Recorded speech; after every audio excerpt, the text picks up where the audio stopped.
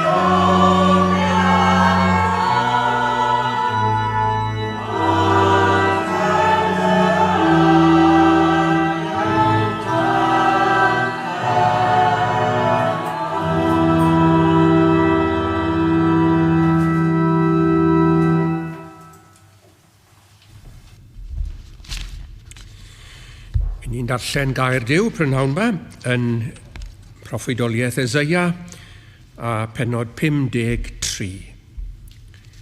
Eseia pennod 53. Clywch air Duw. Pwy a gredodd i'n hymadrodd, ac i bwy y datguddiwyd braich yr arglwydd? Canis efe a dif o'i flaen ef fel blagurin, ac fel gwreiddyn o dir sych. Nid oes na ffryd na thegwch iddo. Pan edrychom arno, ni bydd pryd fel y dymunem ef. Dirmigedig yw, a diystyraf o'r gwir, gŵr gofidus a chanefin a dolir, ac yr oedd e megis yn cuddio ein hwynebau oddi wrtho. Dirmigedig oedd, ac ni wnaethom gyfrif ohono. Diau efe a gymerth ein gwendid ni, ac a ddig ein doleriau. Eto ni a'i cyfrifasom ef wedi ei feiddi, ei daro gan ddew a'i gystuddio. Ond efe archollwyd am ein camweddau ni, efe addrylliwyd am ein hanwireddau ni. Cosbedigaeth ein heddwch ni oedd arno ef, a thrwy ei gleisiau ef yr iachawyd ni. Na ni o llagrwyd rasom fel defaid, troesom bawb i'w ffordd ei hun. A'r arglwydd aroddes arno ef ein hanwiredd ni i gyd. Efe awrthrymwyd ac efe agystuddiwyd, ac nid agorau ei enau. Fel oen yr arweinydd efe'r lladdfa, ac fel y tai dafad o flaen yr rhai a'i cneifiau, felly nid agorau yntai ei enau. O garchar ac o farn y cymerwyd ef, a phwy adreithau oes ef, canis efe adorwyd o dir y rhai byw. Rhoddwyd pla arno ef am gamwedd fy mhobl, ac efe wnaeth ei fedd gyda'r rhai anwyr, a chyda'r cyfoethog yn ei farwolaeth, am na wnaeth ei gam ac nad oedd twyll yn ei enau. Eithir yr arglwydd a fynnau ei ddryllio ef, efe a'i clwyfodd, pan osodo efe ei enaid yn aber dros bechod, efe a wel ei had, efe a estyn ei ddyddiau, ac ewyllys yr arglwydd a lwydda yn ei lawydd. O lafur ei enaid y gwel ac y diwellir, fy ngwas cyfiawn a gyfiawnha lawer trwy ei wybodaeth, canis efe a ddwg ei hanwireddau hwynt. Am hynny yr hanna fydd o ran gyda llawer, ac efe a ranna'r ysbail gyda'r cedyrn, am iddo dywallt ei enaid i farwolaeth, ac efe a gyfrifwyd gyda'r troseddwyr, ac efe a ddig bechodau llaweroedd, ac a eiriolodd dros y troseddwyr. Bydde di ddiw fendithio ei air yn helaeth i ni prynawn mae'r yn lles ni. Amen. Gawn ni droi eto at yr arglwydd mewn gweddi. Gawn ni gydweddio.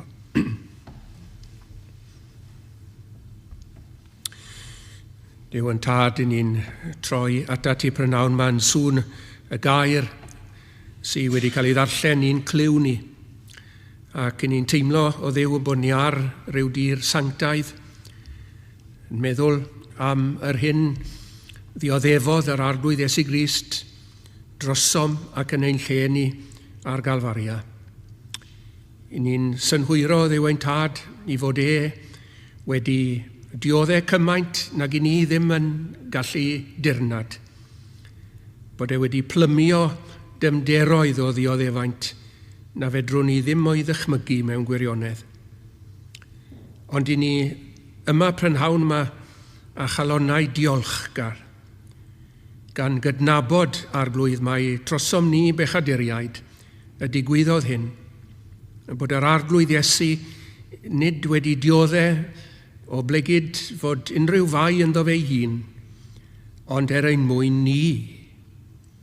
Cosbedigaeth ein heddwch ni oedd arno ef, a thrwy ei gleisiau ef yr iachawyd ni. I ni yma prynhawn mae ddiolch i ti am y ddirprwyaeth ofnadwy, ond rhyfeddol. I ni'n diolch yn fawr i ti i fod wedi llwyddo ym mhob dim. Pob agwedd o'r gwaith yma oedd o'i flaen. Ni'n diolch i ti'n wir i fod wedi dwyn pechodau llaweroedd yn llwyddiannus. Yn diolch yn fawr i ti i fod wedi cyfiawnhau llawer yn llwyddiannus. Ac yn diolch i ti o ddiw ein tad I fod yn eiriol hyd yn oed nawr ar ran y troseddwyr, a hynny yn gwbl lwyddiannus. Ni'n diolch i ti arglwydd na fethodd yr arglwydd Iesu erioed. Ni arglwydd sydd wedi methu, ac ni sydd yn dal i fethu. Ond ni'n diolch i ti arglwydd fod yna iachawdwriaeth i bobl sydd yn methu. Ni'n diolch i ti bod yna drigaredd ar gyfer bobl sydd yn methu. A iachawdwriaeth gadarn gref iddyn nhw, yn bath ni arglwydd. Ac felly ni'n gofyn i ti, gan fod y Pasg yn nesau, y bydde di'n ein difrifoli ni ynglyn â'r pethau yma, ac y byddwn ni'n sylweddoli o'r newydd arglwydd, cymaint ag y gallwn ni sylweddoli beth bynnag, o'r gost oedd nid yn unig i'r arglwydd Iesu Grist, ond i ti y tad hefyd. I ni'n meddwl am wewyr Abraham, yn meddwl y byddai'n rhaid iddo fe i aberthu Isaac. Arglwydd oedd e siŵr o fod yn wewyr i ti, feddwl bod yr arglwydd Iesu dy fab annwyl di, dy fab unig anedig di, yn mynd i ddioddau yn y fath fodd. A'r hyn gostiodd e i ti ein tad nefol i dynnu nôl o ddiwrtho fe pan ddwedodd e fy niw, pa ham ymgadewaist. Diodd efaint mawr, ond oedd e ein tad i ni'n diolch i ti eto fyth, nag oedd y diodd efaint ddim yn ofer. Ac i ni wedi darllen bod yr arglwydd Iesu Grist yn mynd i weld o lafur ei enaid, ac yn mynd i gael ei ddiwallu. Nawr, arglwydd ein dymuniad mawr ni, yw bydd yr arglwydd Iesu Grist yn gweld o lafur ei enaid ynom ni, ac eto arglwydd yn y cylch hwn, yng Nghaerdydd, ymysg Cymru Cymraeg a Chymru Di-Gymraeg a bobl dramor hefyd o Dduw, y bydd Iesu Grist yn gweld o lafur ei enaid. Ac y bydd na dyrfa fawr arglwydd yn ymofyn am yr iachawdwriaeth sydd wedi ei phrynu, ac y bydd yna yn ôl yr addewid i ni'n cael yn dair di, y bydd yna dyrfa na sgall neb ei rhifo yn y nef yn y diwedd, ac y bydd cyflawnder y cenhedloedd yn dod i fewn, ac y bydd Israel oll yn gadwedig. Ni'n diolch i ti arglwydd am yr addewidion mawr a gwerthfawr yma. I ni'n codi'n llyged o Dduw ein tad o'r olygfa sydd o'n cwmpas ni, ac yn edrych ymlaen i'r dyfodol, ac yn edrych arglwydd ar ddiwedd pob peth ar y ddeiar yma. Ond i ni'n diolch i ti arglwydd y bydd teyrnas yr arglwydd Iesu Grist bryd hynny yn sefyll yn ddisigl, saif brenhiniaeth fawr yr Iesu, a'i gorseddfan fythol lan. Ac y bydd dair di arglwydd y pryd hwnnw, byddwn ni'n gweld yn glir nag yw e ddim wedi methu wrth iddo fe gael ei ddanfon i wahanol bwrpasau. Bydd y cyfamod gras wedi dal, cyfamod cryf yma, pwy ato ddyru ddim, nid byd na bedd all dorri ryfedd rym. Di-ysgog yw hen arfaeth Duw o hyd, nid siglo mai, fel gweinion bethau'r byd. Ydy arglwydd mae'r byd yma'n llawn o bethau sydd yn siglo a phethau gweinion yw nhw hefyd. Ond ni'n diolch i ti arglwydd fod pob peth ynglyn â thydyd y hun yn gadarn. Ni'n diolch i ti am ddinas gadarn i drigo ynddi yn yr arglwydd Iesu Grist. Ni'n diolch i ti arglwydd am gadernid eglwys di wedi sefydlu ar y graig hon yr adeiladaf eglwys a ffyrdd uffern nis gorchfygan ti. Ac felly ni'n gofyn i ti gawn ni fod yn hyderus yno ti y prynhawn yma, ac y cawn ni ymddiried fwy yno ti wrth i'r dyddiau a'r misoedd a'r blynyddoedd fynd yn ei blaen. Ac y byddwn ni yn y diwedd arglwydd wrth i ni gael yn galw o ddi yma, yn pwyso yn llwyr ar Iesu Grist, ei waith a'i llwyddiant mawr drosto ni. Ac na fyddwn ni'n cael yn temtio arglwydd i bwyso ar fraich o gnawd nac ar neb nac ar ddim arall, ond yr arglwydd Iesu Grist ei hun. O, mae yn hyfryd. Ni'n diolch i ti am yr enw, am ei enw fe'r enw mwyaf mawr, erioed a glywyd sôn. Ni'n diolch i ti arglwydd am ei waithau, diolch i ti am ei bersonau, ni'n diolch i ti am ei fwriadau grasol tuag ato ni, diolch am ei gariad mawr sydd fel y moroedd, a'i dosturiaethau fe sydd fel y llu. Ni'n diolch i ti am bob peth ynglyn â Iesu Grist, ein iachawdwr ni y prynhawn yma.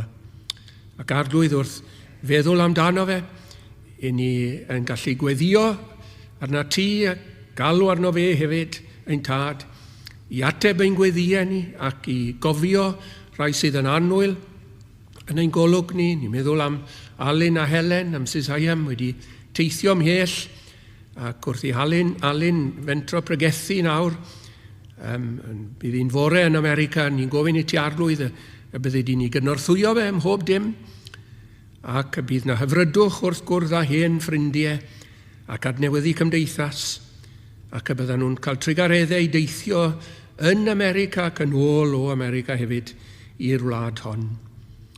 Ni hefyd wedi clywed am goeddiadau pregethu, cerddau pregethu, i ni'n mynd o'i blaen nhw megis yn gweddiau, ac yn gofyn i ti i fod yn dirion ac yn rigarog wrth i'r saint ymgasglu, wrth i'r neges y Pasg yn enwedig, a'r groglith i fynd allan. Ac ni'n gofyn i ti i beri llwyddiant i'r Efengil, wrth i'r Efengil gael ei phregethu o'r pwlpid hwn, a phob pwlpid arall arglwydd lle mae yna ddynion ffyddlon yn ceisio sôn am Iesu Grist ein gwaredwr. Ni'n diolch i ti am y cyfleoedd arbennig sydd yn dod yr adeg hon o'r flwyddyn i ni. Ni'n gofyn i ti arglwydd y cawn ni'n wneud yn fawr ohonyn nhw, trwy glywed yn ogystal â chyhoeddi. Ni'n gofyn i ti arglwydd ar ran pawb sydd yn dod yma i'r tabernacl yn gyson, yn rhan o'r gynulleidfa, ac ni meddwl yn arbennig arglwydd am rheini o wledydd tramor, ein brodyr yn chwiorydd o Iran, cyflwyno nhw i ti arglwydd ac yn diolch yn fawr i ti am yr hyn sydd yn digwydd yn ei gwlad nhw o safbwynt deffroad ysbrydol. Ni'n gofyn serch hynny ti warchod y credinwyr yno. Ni'n sylweddoli arglwydd fod yna erledigaeth a bod ni'n anodd arnyn nhw. Ni'n gofyn i ti amgylchu nhw, amgylchynu nhw ath gariad bydd yn fur o da nhw i cwmpas nhw yw ein gweddi ni. Cofia am dy eglwys yn dioddau ym mhob man lle mae hi yn dioddau. Ni'n gofyn i ti arglwydd eto y bydd na hyder yn yr arglwydd Iesu Grist, yng nghalonau'r unig falle sydd yn wynebu marwolaeth a merthydod. Ni'n gofyn i ti roi hyder i ni yn ein cylch bach ni hefyd o Dduw ein Tad, i beidio bod â chywilydd o Efengil yr arglwydd Iesu Grist, gan mai hi yw gallu Duw iachawdwriaeth i bob un ar sydd yn credu. Neu di felly fadden byen i prynhawn yma, maen nhw'n aml i dderbyn arglwydd. Os yna rhyw angrediniaeth yn poeni ni, rhyw amheuon, ni'n gofyn i ti ddelio gyda nhw, gyda ni arglwydd. Gofyn i ti arglwydd i ragori ar ein disgwyliadau ni ynglyn â'r oedfa fach hon, ac yn gofyn i ti'n golygu ni'n gymeradwy yn yr anwylid. Mwyn Iesu Grist. Amen.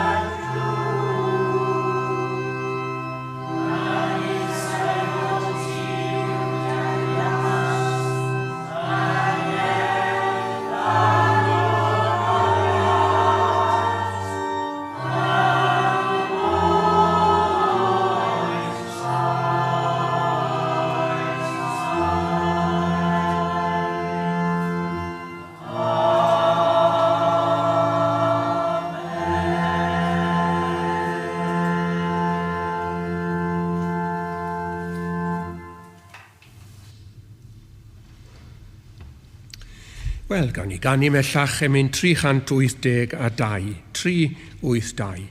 Deied pechaduriaid triain, yn fynteoedd mawr ynghyd, doed ynysoedd pell y moroedd I gael gweld dy wyneb pryd.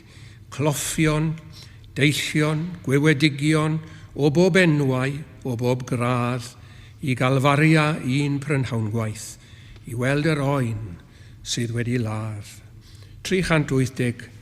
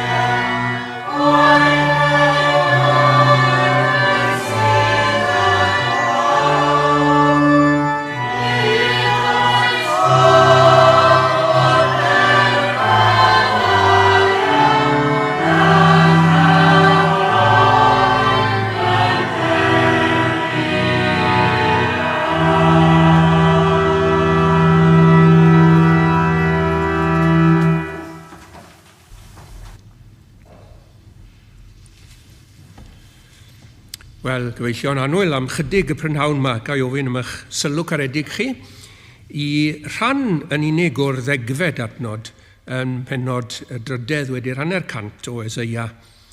Yr adnod yn gyfan gwbl yn darllen fel hyn, Aethir yr arglwydd a fynnau ei ddryllio ef fe a'i clwyfodd.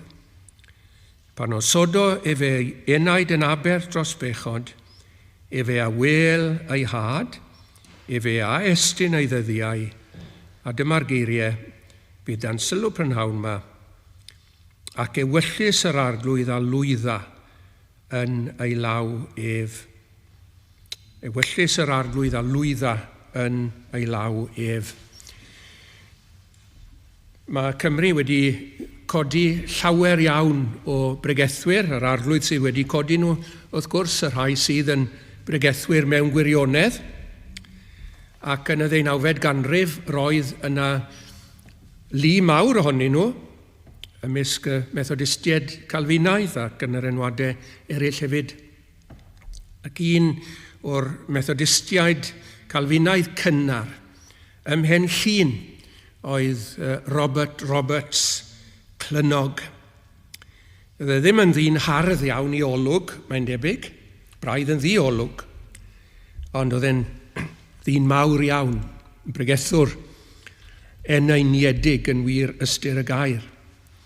Galw mawr am ei wasanaeth ac fe dderbyniodd wahoddiad i fynd i Lundain i bregethu. Ac mi ath ac mi ddoth yn ôl i ben llun. A dyma'r bobl yn gofyn iddo fe, wel, Mr Roberts, welsoch chi bethau mawr yn Llundain? Do, medda fe. Mi weles i bethau rhyfedd iawn yn Llundain. Ac ar yr adeg honno, fel nawr, mae yna ddigon o bethau i'w gweld yn Llundain, digon o ryfeddodau. Chi'n cofio William Wordsworth yn ei soned yn sôn am Westminster Bridge. Chi'n gwybod bod yna gyflafan wedi digwydd yno yn ddiweddar, mor wahanol i'r hyn oedd gyda William Wordsworth yn ei soned. Earth hath not anything to show more fair. Dull would he be of soul who could pass by a sight so touching in its majesty. Yr olygfa o Westminster Bridge. Gallai Robert Roberts wedi gweld yr olygfa honno. Byddai fe wedi gweld hen balas Westminster. Falle wedi gweld Westminster Hall sydd yn ddigon o ryfeddod. Mae honno'n parhau o'r canol oesoedd. Allai fe fod wedi gweld eglwys gadeiriol St Paul, llawer o ryfeddodau eraill. Ond yr hyn ddwedodd Robert Roberts oedd, do, mi weles i bethau rhyfedd yn Llundain ar ôl bod yn myfyrio yn Eseia 53. Mae yna bethau rhyfedd iawn yn y bennod yn oes e. I feddwl am Llwyddiant y gwas yma i ddechrau, a'r neges amdano fe, neb yn credu'r neges i ddechrau, fel yna mae'r bennod yn agor. Pwy a gredodd un hymadrodd ac i bwy y datguddiwyd braich yr arglwydd. Sôn wedyn am yr arglwydd Iesu Grist yn tyfu fel gwreiddyn o dir sych. Nawr, does a ddim byd allanol atyniadol mewn gwreiddyn o dir sych, os e o bethau'r byd yma. Gwreiddyn o dir sych, ond dyma chi un agwedd ar yr arglwydd Iesu Grist. Nid oes na ffryd na thegwch iddo, dim byd atyniadol eto yn allanol felly, yn enwedig pan bod ni ddim yn credu, pan bod ni heb yn hachub, does a ddim byd atyniadol yn yr arglwydd Iesu Grist o gwbl. Yn ddyn, yn berson dirmigedig, yn cael ei ddiystyru. Ni wnaethon gyfrif ohono, mae hyn oll yn wir am yr arglwydd Iesu Grist. Oedd na gyfnod yn y mywyd i, na gyfnod ym mywyd bob un ohono ni, pan oedd pethau gweila'r llawr yma, llawer iawn yn fwy diddorol i ni na'r arglwydd Iesu Grist. Y pethau gweitha ar y ddeiar, nid y pethau gorau, yn fwy atyniadol, yn fwy gwerthfawr, yn fwy diddorol na'r arglwydd Iesu Grist. Oedd yn wir yn dywe. Ni wnaethom gyfrif ohono fe. We esteemed him not. Dyna'r gwir. Wel, mae hynny'n rhyfeddod yn dywe. Wrth i ni feddwl nawr am bwy ni'n siarad. Ni'n siarad am fab Duw, ail berson y drindod sanctaidd. Yn cael ei ystyried fel gwreiddyn o dir sych ac yn y blaen. Mae hwnna'n rhyfeddod. Ac wedyn, agwedd arall y gallen ni ryfeddu ato fe gyda Robert Roberts yw ystod eang i ddioddefaint. Mae'r cyfan yn cael ei ragfynegu fan hyn ganrifoedd 7 neu 8 ganrif cyn bod Iesu Grist wedi dod i'r byd. Mae hynny'n rhyfeddod hefyd yn dywe. Ond mae yna rychwant helaeth o ddioddefaint fan hyn. Mae e'n cael ei ddryllio. Mae e'n cael ei orthrymu. Mae e'n cael ei gystuddio. Mae e'n cael ei arwain i'r lladdfa ac yn y blaen. Ni'n meddwl bod yr arglwydd Iesu Grist wedi dioddau ym mhob ffordd posib, dros bechodau i bobl. I fod wedi dioddau yn ei enaid, bod wedi dioddau yn ei gorff, oedd ei feddwl yn ymwybodol o'r hyn oedd yn mynd i ddigwydd pan oedd e'n ar Getsemane. Mae hynny'n peri iddo fe chwysu gwaed, i chwys fel defnyddau o waed fel mae'r emynydd yn sôn amdano fe. Mae yna ddioddefaint anhygoel fan hyn yn oes e. Mae hynny yn ryfeddod. Ond wedyn ni'n dod at ddiwedd y bennod ac mae'r cywair yn newid fel petai. Ac ni'n cael rhagfynegiant o lwyddiant wedyn ar ddiwedd y bennod ac mae braidd yn annisgwyl ar ôl i ni gael yn cyflwyno i'r un sydd yn cael ei ddiestyru. Dyn ni ddim yn gwneud cyfrif ohono fe, mae e fel gwreiddyn o dir sych, ond nawr mae yna bethau mynd i ddigwydd. Mae yna ganlyniadau mynd i fod o'r holl ddioddefaint yma, a petawn ni wedi darllen yn Saesneg, mae'r gair shall yn dod. Yn aml iawn, iawn, iawn, yn mynegu llwyddiannau yr arglwydd Iesu Grist. Efe, a wel ei had, mae yna ffrwyth yn mynd i fod, efe a estyn ei ddyddiau, sôn am yr atgyfodiad, Ewyllys yr arglwydd a lwydda yn ei lawef. Mae'r gwaith yma oedd ynglyn ag llafur ei enaid, yn mynd i fod yn gynhyrchiol, ac mae Iesu Grist yn mynd i fod yn hapus gyda'r canlyniadau. Mae'n mynd i gael ei ddiwallu, satisfied. Mae'n mynd i gyfiawnhau llawer, ac mae e'n mynd i ddwyn pechodau llaweroedd ac eiriol dros y troseddwyr. Mae e'n mynd i gyfiawnhau llaweroedd. So, llwyddiant i ni'n cael. A wyddwch chi, mae'r penodau yma'n ddiddorol iawn, achos mae yna gefndir tywyll ym mhob un o'r penodau sydd yn amgylchu Eseia 53, a dyw i ddim yn debygol bod yna lwyddiant yn mynd i ddod pan bod chi'n dechrau darllen. Mae sôn am yr eglwys yn y bennod nesaf fel gwraig weddw, diblant. Ond wedyn, mae yna broffwydoliaeth o llawer iawn o blant. Edrych ymlaen i'r diwrnodau pan fydde'r cenhedloedd yn dod i fewn.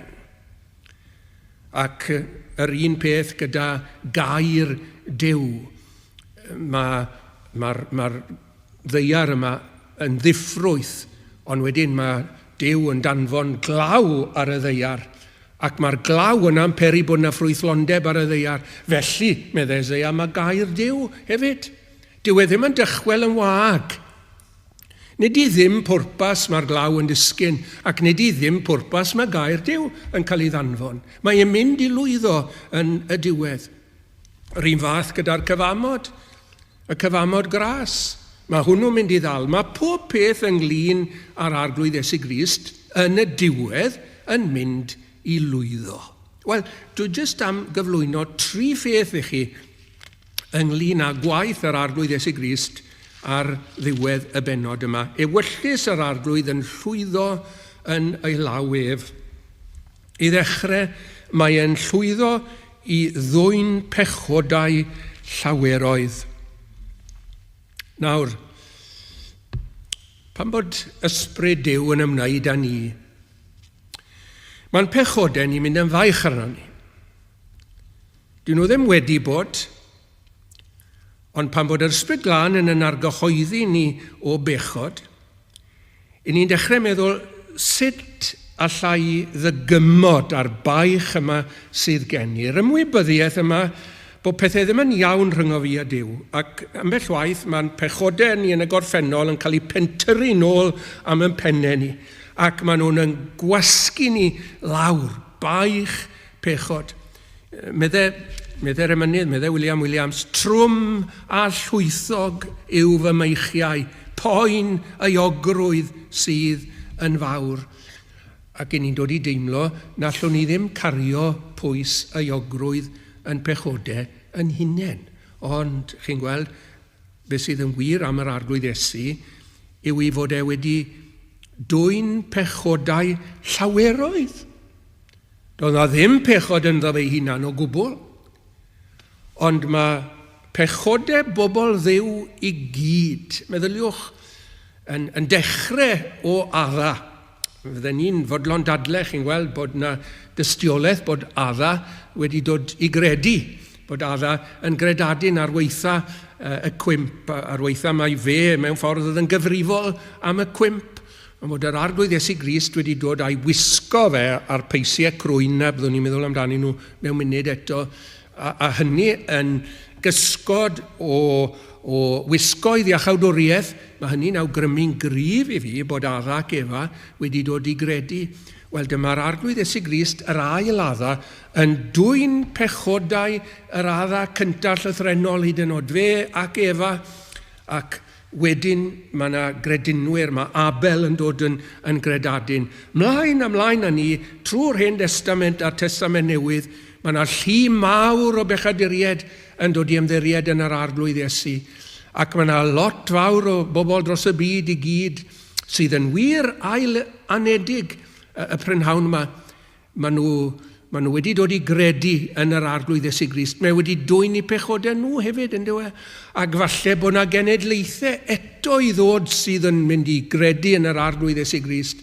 Ac fe fydd yr arglwydd Iesu a'r Galfaria wedi casglu pechodau I bobl I gyd, ac mae yn ei dwy'n nhw, yn ei gorff ar y pren. Mae'r tad fel petai yn dweud nawr, wyt ti mynd I fod yn gyfrifol am y pechodau yma. Cyflog pechod yw marwolaeth. Ac felly fe fydd rhaid I ti gael y cyflog yma, I dderbyn y cyflog yma, ac felly mae'r arglwydd Iesu Grist yn marw. Be sy'n digwydd wedyn i'r pechodau yna, oedd Iesu Grist wedi bod yn ei cario nhw a bod yn gyfrifol amdanyn nhw? Wel, o blegyd I fod wedi talu a thalu'n llawn trwy roi I fywyd pyr I lawr a marw, o blegyd hynny nawr mae'r tad yn gallu symud y pechodau yma. Ac mae yn ei symud nhw cyn belled ag yw y dwyrain oddi wrth y gorllewin. Mae'r arglwydd Iesu'n llwyddo I wneud hynny. Mae'r tad nawr yn gallu taflu pechodau I bobl tu ôl i'w gefn a'i claddu nhw yn eigion y môr. Mae'r cyfan yma yn gallu digwydd o blegyd taliad yr arglwydd Iesu Grist. Chi'n cofio fod yna ddefod ar ddydd y cymod, lle oedd yr archoffeiriad yn rhoi ddwylo ar un o ddau o fychod geifr, bwch gafr, the scapegoat. Ac oedd un ohonyn nhw yn cael ei arwen allan i'r anialwch. Ond chi'n gwybod beth oedd yn digwydd, ynddi chi? Oedd yr archoffeiriad gyntaf I gyd yn cyffesu pechodau cenedl Israel dros y flwyddyn oedd wedi mynd heibio, yn ei cyffesu nhw ac yn ei trosglwyddo nhw megis. Mae ar y bwch yma. Maen nhw'n mynd yn un mewn ffordd trwy fod I ddwylo fe ar y bwch. Ond mae'r pechodau yma'n cael ei symud oddi wrth y genedl yn seremoniol felly. Ac mae'r bwch yn mynd yn gyfrifol amdani nhw.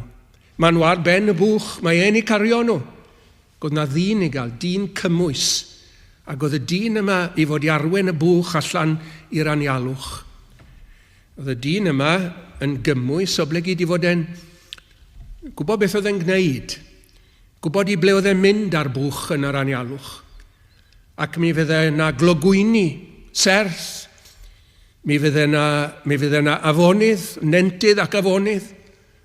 Ac mi fydd yr dyn cymwys yma yn arwen y bwch ymhell iawn oddi wrth y gwersyll, ac yn gwneud yn siŵr bod y bwch yn mynd dros y dibyn, ac yn mynd I ddifancoll, ac na fydde fe byth yn gallu dychwel, o blegyd petai'r bwch yn dychwel, mi fydde'r pechodau'r bobl fel petai yn dod nôl am I pennau nhw. Nawr, ein bwch dihangol ni yw'r arglwydd Iesu, our scapegoat. Ac mae'r arglwydd Iesu Grist wedi mynd a'n pechodau ni. Oedd na bennill bach yn cael ei ganu, aeth fy mhechod I gyd ar garlam. Nawr, chi'n gallu gweld y dyn yma, dyn cymwys yma, yn mynd ar bwch yma, ac yn carlamu gydag ac yn ei falle niwthio fe dros y dibyn hyd yn oed. Ac mae'r Cristion, chi'n gweld, mae'r Cristion yn gallu canu. Aeth fy mhechod I gyd ar garlam, ar ben y bwch, I le nisgwn I ddim. Ond gwn fod Iesu yn golchi'r aflan fel yr eira gwyn. Dyna beth mae'r arglwydd Iesu Grist wedi llwyddo i wneud a phechodau i bobl. Nawr, pan bod bobl Dduw yn dod i sylweddoli hynny, beth sydd yn digwydd? Mi dafl am eich oddi ar fy ngwar, wrth deimlo dwy fol oes, a iogrwydd fel mynyddoedd byd drin ganu wrth y groes. Dyna sydd yn digwydd. Ac mae'r Cristion yn dod yn ymwybodol o lwyddiant yr arglwydd Iesu Grist i symud i bechod. Mae'r iogrwydd yn mynd. Mae'r ymwybyddiaeth o orfodwynebu Duw yn pechod yn mynd. Ac mae yna brawf gwrthrychol hefyd. Prawf goddrychol yw hwnna, subjective. Mae yna brawf gwrthrychol fod Iesu Grist wedi delio gyda phechodau bobl. A'r atgyfodiad yw hwnnw. Beth yw'r atgyfodiad? Y tad yn dweud amen i gorffennwyd yr arglwydd Iesu Grist. Dyna beth yw e. Yr arglwydd Iesu Grist wedi cael ei brofi yn fechnydd, yn surety llwyddiannus.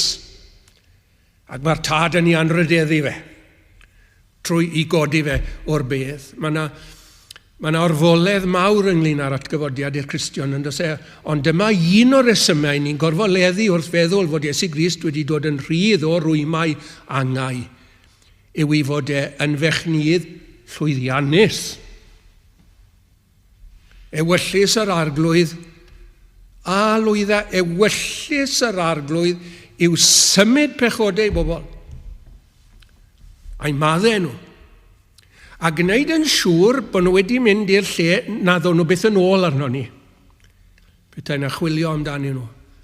Fyddan nhw ddim ar gael, meddai Jeremia, hynod 100 ac adnod 20.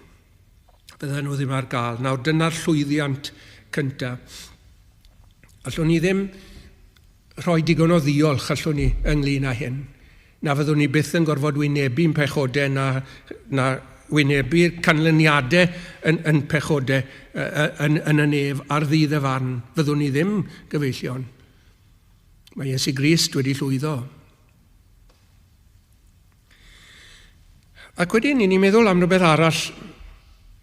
Mae yn mynd i gyfiawnhau llawer trwy ei wybodaeth. Cyfiawnhad trwy ras, trwy ffydd. Dyna ddarganfyddodd Martin Luther yn 500 mlynedd yn ôl. Wel, oedd e wedi darganfod hynny cyn iddo fe hoelio'r thesis mewn gwirionedd ar wal yr eglwys yn Wittenberg. Ond cyfiawnhad, ffordd meddai Ann Griffiths, mae hyn yn ryfeddol, dod nôl at ryfeddu Robert Roberts Clunog, ffordd i gyfiawnhau beth, bobl dda, efe? Wel, ffordd i gyfiawnhau'r aniwiol. Ffordd i godi'r marw'n fyw. Ffordd i gyfiawnhau yr aniwiol. Justifying the ungodly.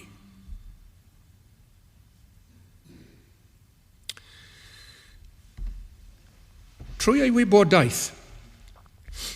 Pa wybodaeth oedd gan yr arglwydd Iesu Grist ynglyn â'r mater yma o gyfiawnhau? Oedd e'n gwybod yn iawn pwy oedd e'n cyfiawnhau? Oedd e'n gwybod yn bod ni'n aniwiol? Falle ni ddim yn sylweddoli bod ni'n aniwiol, bydden ni ddim yn licio cael yn galw'n aniwiol pan o'n ni'n grefyddol yn unig, bydden ni. So rhywun wedi pwyntio bys ato ni a gweud, wyt ti'n berson aniwiol? Beth? I'r capel? Di dysgu adnodau yn ysgol Sul. Na aniwiol. Oedd yr arglwydd Iesu Grist yn gwybod yn bod ni yn aniwiol. Mae e'n gwybod beth sydd angen i wneud ynglyn â'r ddeddf i'w anrydeddu hi. Iesu Grist yn deall deddf Duw yn well na neb. Ni yn deall deddf Duw o'n i mewn gwirionedd.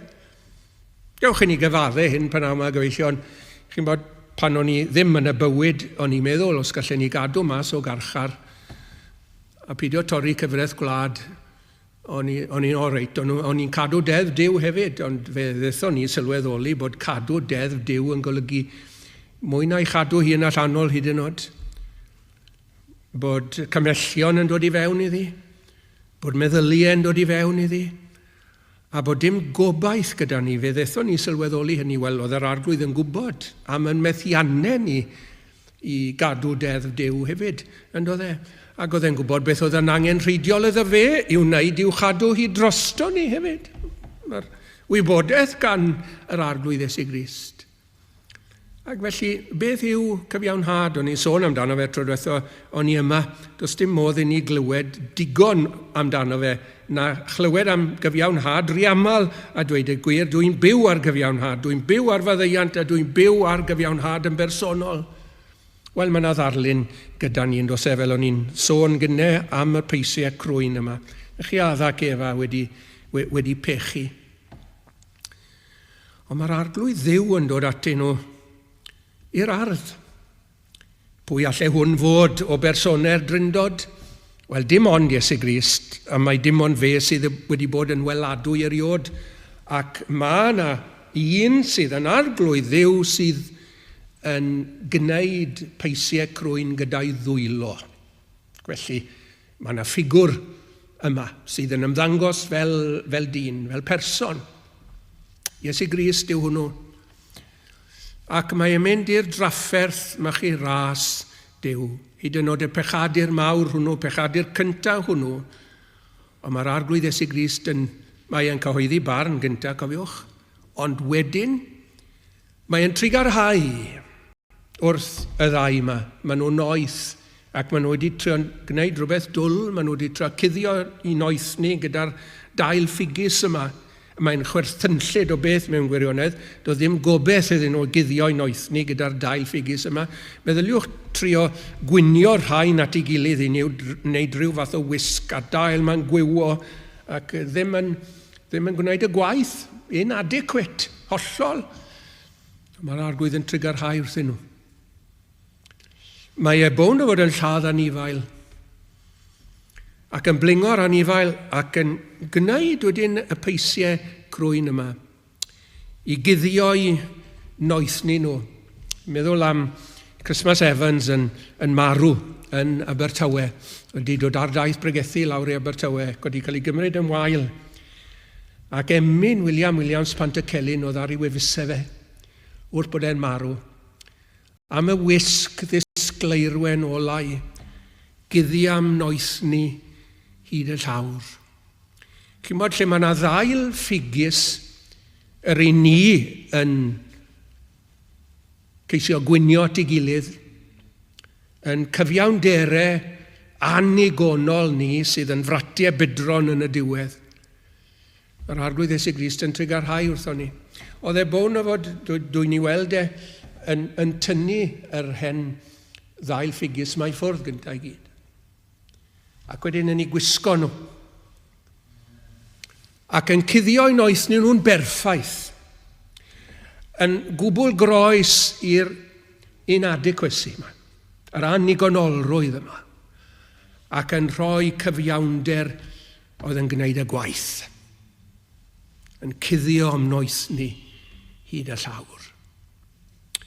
Ac wy'n meddwl am yr peisiau crwyn yna, chymod, ond nhw bod nhw fod wedi cael ei gwneithir yn dda yn dyn nhw. Crefft yn dyn nhw. Lla i ddim dychmygu yr arglwydd Iesu Grist jyst yn gwneud rhywbeth ac yn gwisgo'r rhain a mewn rhyw groen garw megis. I ni wedi cael yn effeithio yn dyn ni ar yr hyn i ni wedi weld ar hyd y blynyddoedd. Yn bell waith fe welwch chi rhyw ffilm ar y teledu ynglyn â The Origins of Mankind. Dyna chi'n gweld y Neanderthal wedyn mewn rhyw wisg arw. Wel, yn ei beidio meddwl am Adda ac Efa fel na, cofiwch. Yr wisg hardda gyda nhw amdanyn nhw. Obligyd mae'r arglwydd Iesu Grist naeth hi. Da y gwnaeth e fe bob peth. Ac mae gwisg cyfiawnder yr arglwydd Iesu Grist gyfeillion yn harddu ni obligyd i ni'n gwisgo i fywyd mewn gwirionedd. Nawr, dyna'r bywyd hardda sydd wedi bod ar y ddaear mae erioed. yw bywyd Iesu Grist. So, sy'n rhyfedd bod Roger Edwards yr wyddgrig yn gweud, fy ngwisgo a'i gyfiawnder yn hardd ger bron y tad. Mae cyfiawnder yr arglwydd Iesu yn cuddio'n noeth ni, mae'n yn harddu ni, ond hefyd mae'n yn amddiffyn ni. Neu fe nes i'r pwynt yma tro diwetha o'n i yma. Achos meddyliwch chi am yr peisiau crwyn na yn yr ardd oedd nawr yn mynd i ddwyn draen ac ysgall wedi'r cwmp. Ac o'n nhw'n gorfod cerdded ymysg y draen a'r ysgall yma, doedd enw, yn y byd syrthiedig nawr. Ac oedd eisiau gwisg arnyn nhw, i guddio'i noeth nhw hyd y llawr mwyn i amddiffyn nhw. Ac mae cyfiawnder yr arglwydd Iesu Grist yn gyfiawnder amddiffynol yn dywe. Pwy ar ddim yn erbyn etholedigion Duw, medde'r apostol Paul. Duw yw yr hwn sydd yn cyfiawnhau. Cofio, dyma'r pwynt nes i dro diwetha o'n i yma gyda Joshua, yr archoffeiriad. Ac mi ddwedodd Duw, dwi wedi dewis Jerusalem, ac dwi wedi dewis yr archoffeiriad hwn, hyd yn oed bod e'n ei wisgoedd bydron. Dwi wedi ddewis e. Ac os ydy Duw wedi'n dewis ni, ac os yw Duw wedi'n cyfiawnhau ni, mae hynny'n ddigon o amddiffynfau ni gyfellion, yn dywe. Mae'n amddiffynfau ni yn erbyn cyhyddiadau Satan, yn erbyn cyhyddiadau'r byd, yn erbyn cyhyddiadau'n cydwybodau'n hunain hyd yn oed. Duw yw yr hwn sydd yn cyfiawnhau.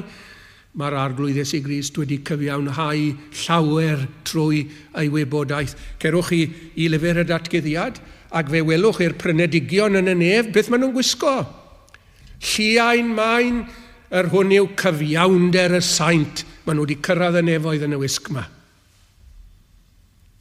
Does dim posibilrwydd, gyfellion, bod y wisg yma yn mynd i dreulio. Does dim posibilrwydd y bydd y wisg yma yn mynd â thyllenddi o gwbl. Mae'n mynd i wneud y gwaith i'r diwedd. Mae'r arglwydd Iesu Grist yn llwyddo i gyfiawnhau i bobl. Ac wedyn mae'n eiriol dros y troseddwyr. Dyna'r trydydd peth. Llwyddiant hollol. Mi eiriolodd dros Pedr yn do fe. Cofio Satan yn dod eto, gorfod gofyn am ganiatad i nithio. Mae'n gofyn am ganiatad i nithio'r 11, a'i rhoi nhw yn ei ridill. Mae'n cael ei wrthod iddo fe. Mae Pedr yn cael ei rhoi yn y ridill, yn yr ogor. A mae'r arglwydd Iesu Grist yn dweud wrtho fe, Satan a'ch ceisiodd chwi yr 11 eich nithio fel gwenydd. Troi at Pedr, eithir, mae fi a weddiais drosot yn unigol. Dim ond fe sydd yn yr ridill mewn gwirionedd. Mae'r arglwydd Iesu Grist yn eiriol drosto fe. Beth ddigwyddodd? Wel, fe gafodd ei nithio. Ond, wedi iddo fe gael ei droi, mi nath e gadarnhau i frodyr, ynddo fe. Mae hynny'n dangos i chi effeithiolrwydd yr arglwydd Iesu Grist fel eiriolwr. Allwn ni bwyntio at y ffaith fod e wedi gofyn ar y groes i faddeiant i ddod i'r rheini nath i groesoelio fe. Yn y diwedd mae pawb sydd yn gyfrifol am groesoelio'r arglwydd Iesu Grist, ni yn ein pechodau, i ni mynd i gael maddeiant o bligyd. Mae'r arglwydd Iesu Grist wedi gofyn am hynny, mae wedi eiriol. Ac mae yn cael yr hyn mae'n eiriol amdano fe o hyd. Mae yna adnod, falle bod fi wedi cyfeirio ati o'r blaen, dwi'n credu bod fi wedi. Yr adnod honno yn yr ail bennod ar 15 o Ioan, lle mae'r arglwydd Iesu yn ewyllysio y bydd i bobl gydag e, lle mae e fel y gwelont fy ngogoniant i, meddai fe.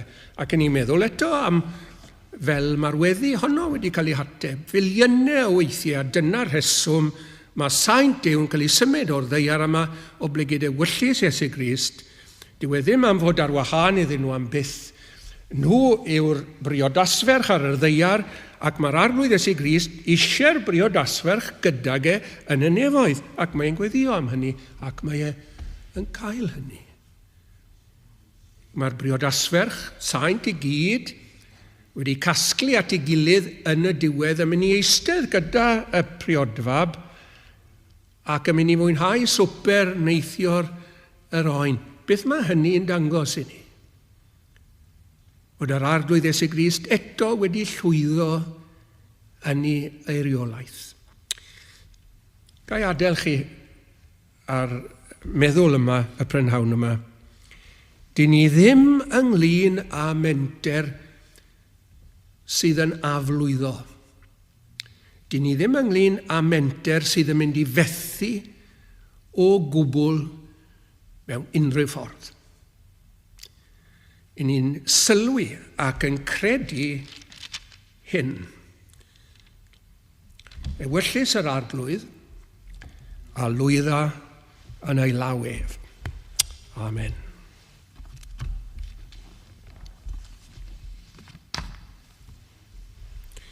Pum cant 21.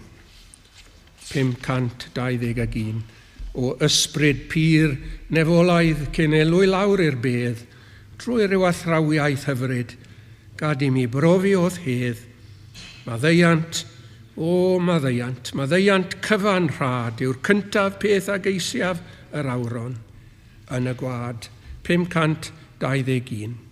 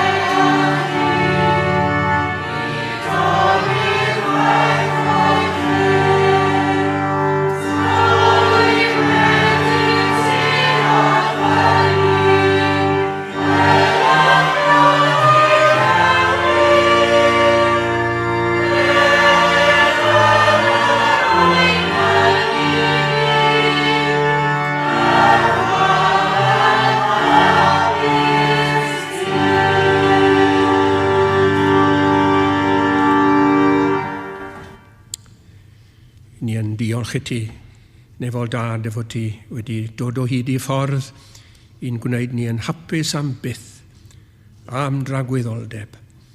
Ac ni'n diolch I ti mae'r ffordd honno yw Iesu Grist. Ni'n diolch I ti am ei lwyddiant y prynhawn yma. Ac ni'n diolch I ti am bod ni arglwydd yn mynd I fod yn rhan o'r llwyddiant hwnnw. Ni am roi'r diolch I ti, y clod I ti, a rhoi'r goron ar dy ben di eto. Ac yn awr bydde di ras ein harglwydd Iesu Grist, a chariad Duw a chymdeithas yr ysbryd glân, fod gyda ni oll o'r awr hon hyd yn oes oesoedd. Amen.